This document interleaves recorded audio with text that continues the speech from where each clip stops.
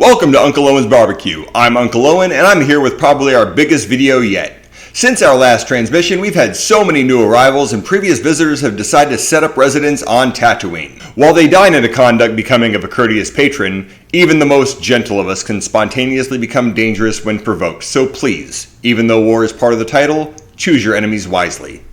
Here at Uncle Owen's Barbecue, we offer a complimentary emotional droid companion waiting area where we employ only the most trusted Jawas to keep your droids from wandering off while you enjoy your meal. Because that does happen from time to time.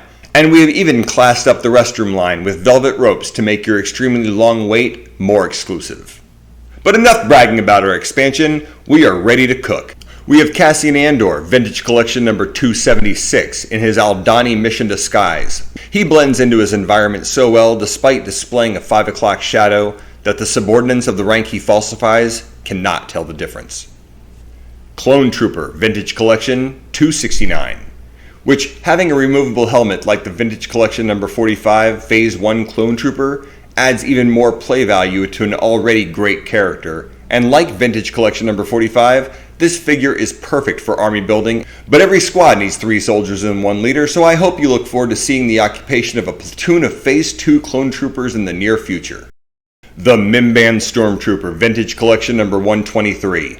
With additional space between the armor plating of this wet weather gear Stormtrooper whose accessories include a soft goods waterproof cape and a Mimban Stormtrooper sniper rifle, this is a character I have plans to multiply. For now, these 2 Imperials from 10 years before the Battle of Yavin will have to hold it down as the only supporters of the once free inhabitants of Kashyyyk that play with their food. That is, at least until my subspace transceiver request is answered. The Range Trooper, Vintage Collection number 128. Similar in their cold weather gear appearance, but entirely different to the snowtroopers we all know from the assault on Hoth, these stormtroopers were placed in a specialized unit known as the Range Corps, made up of absolutely the most elite stormtroopers. What sets them apart are not only the skill of the individual inside of the uniform, but also the uniform itself. These magnetic boots help the wearer stay attached to a vehicle while it is in motion. The helmet also has qualities that make it more related to the shore trooper. The Bad Batch wasn't on my radar at first, as a slice of this property I ever thought I wanted to invest in, but I am happy to say that I was turned around on the idea. The interactions of the Clone Wars series connect these 2 chronicles in a way that it provides a playability that no one can resist.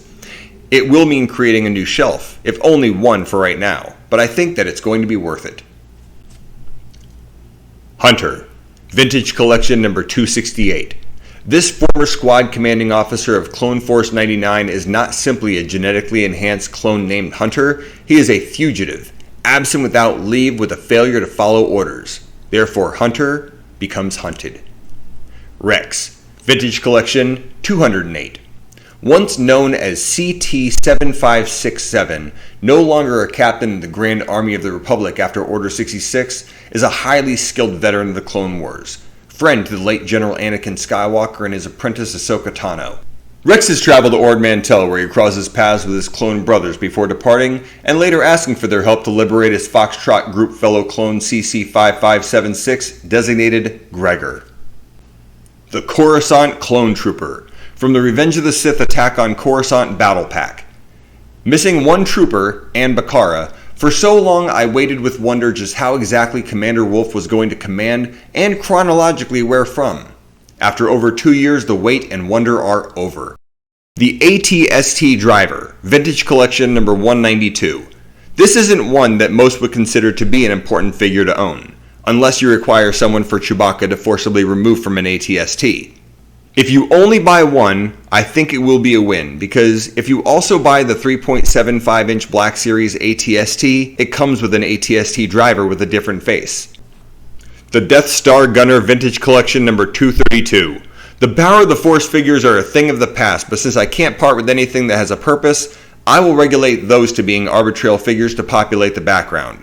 This Death Star Gunner is wonderful. Unlike the aforementioned Brody variant, we see emotion emanate from the body language it speaks.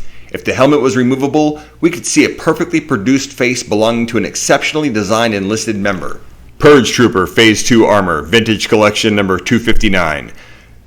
To those of you who have played Jedi Fallen Order, this may seem similar to the Electric Staff Purge Trooper, Vintage Collection number 195, but this figure is from the Obi-Wan Kenobi series and is distinctly separate by the differences in the types of helmet that they both wear, and by the use of red for 259 and the use of white for 195. You could collect many of them for a squad, or you could do what I'm doing. Use 259 as a leader of the Electric Staff Purge Troopers. Those are just the Imperial Trooper types from the massive haul we stumbled upon this month, and in the next episode we'll be introducing 2 new playsets from the Vintage Collection. But also more, you don't want to miss it, so hit that bell because you will want to know when that order's ready. While you're at it, like this video. If you have not yet subscribed, please do, and leave a comment before you depart the system. I hope you enjoyed your meal, and encourage you to tip your Rhodian waitress. Thanks for dropping in today for a taste of Uncle Owen's Barbecue.